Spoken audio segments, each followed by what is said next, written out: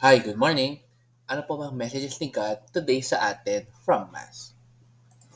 Number one, Christ is a man for others. So, nakikita naman natin yun sa scripture, sa mga pinapakita niya sa atin, sa mga uh, examples na pinapakita niya na talagang lahat ng pwede niyang puntahan, lahat na pwede niyang tulungan, lahat na pwede niyang heal, pinupuntahan po ni Christ.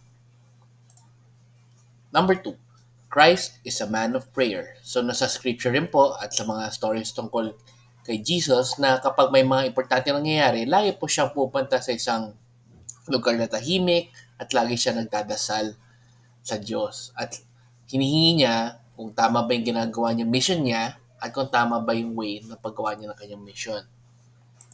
Number three, Christ is a man on a mission. Yun nga, like tayo, meron talagang mission si Christ sa mundo. At kaya sana nga tayo makatulong rin tayo sa paggawa ng kanyang mission. And lastly, how are we doing in these three aspects? Tayo ba ay nagdadasal? Tayo ba ay tumutulong rin sa kapwa natin? O tayo rin ba ay ginagawa ang ating mission sa buhay pa natin na binigyan ng Diyos? Sana ay mapag-isipan na yun. Ayan. Okay, let's end again with a simple prayer in the name of Father, Son, Holy Spirit. Amen. Lord, sana po ay maging tulad po kami ninyo sa paggawa po ng mission namin sa buhay po namin. Sana po ay makatulong rin kami sa kapwa po namin. Lagi po kami magdasal and masundan po namin yung mission na binigay niyo po sa amin. Amen. Father, Son, Holy Spirit. Amen. So good morning po sa inyo. Have a great day.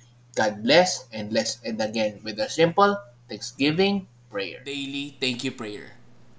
Lord, thank you very much for all the blessings that you are giving us every day.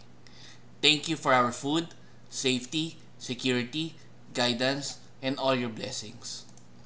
Please avoid us getting sick from all illnesses and forgive us for all our sins.